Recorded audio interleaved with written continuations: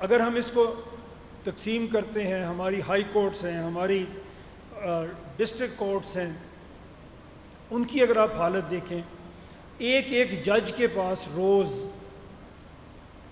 سینکڑوں میں کیس ہیں جو اس کے سامنے رکھے جاتے ہیں،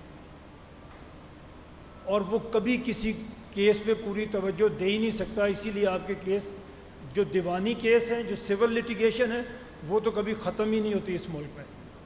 اگر کوئی اس میں کبھی پکڑا جائے، ہماری ایک کم پرسنٹیج ہے جو عدالتوں میں جانے کا جس کو اتفاق ہوتا ہے، لیکن جو چلا جائے آپ یقین کریں کہ اس کی زندگی برباد ہو جاتی ہے اس میں. خدا نہ خواستہ ایک قتل کا کیس اگر کسی کے اوپر ہو، اس میں 16 سے 18 سال لگتے ہیں اس کو کنکلوڈ ہونے میں، 16 سے 18 سال.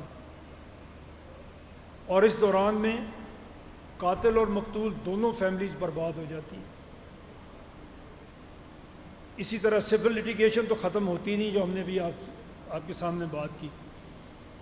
اور اس میں شاید جوڈیشری کا مسئلہ نہیں ہے، ججز ہمارے کوئی نالائق ججز نہیں ہیں، کمپٹنٹ ہمارے پاس جوڈیشری ہے، لیکن کام کا بوجھ اتنا زیادہ ان کے اوپر ہے کہ وہ کام کر ہی نہیں سکتے.